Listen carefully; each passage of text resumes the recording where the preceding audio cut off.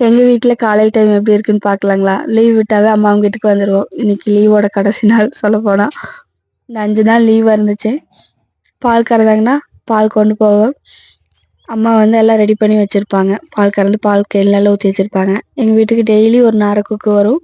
காலையில் வந்ததும் அந்த சுற்றி இருக்கிற பூச்சி எல்லாமே எடுத்துக்கும். அப்புறம் ஒரு சில டைம் தவளையெல்லாம் பிடிக்கும். அதுக்காக ரொம்ப வெயிட் பண்ணி எல்லாம் பிடிக்கிறதெல்லாம் நான் பார்த்துருக்கேன். அப்புறம் இந்த பூ ரொம்ப அழகாக விரிஞ்சு விரியறதுக்கு தயாராக இருக்குது. அவ்வளோ அழகாக இருக்கும் அந்த பூ. ஆனால் இது பூச்சி எல்லாமே பொறிச்சு சாப்பிடத்தான் போகுது. இருந்தாலும் இருக்கட்டும், அதுக்கும் இது உணவாகத்தான் போகும். அப்புறம் மாடு வந்துட்டு பால் கறந்துட்டு சாலையிலேருந்து இந்த பக்கம் கொண்டு வந்து கட்டி வச்சிருவேன். கொஞ்சம் குளிராக இருக்கும். சூரியன் பகவானும் அப்படியே உங்களையெல்லாம் நான் பார்த்துக்கிறேன், வெயில் வந்துடும் அப்படின்னு இப்போ தான் வர ஆரம்பிச்சிட்டாங்க.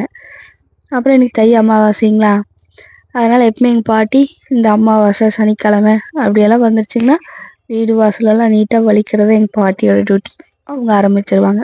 இதுதான் எங்கள் மார்னிங்கோட ரொட்டீன் ஒர்க்.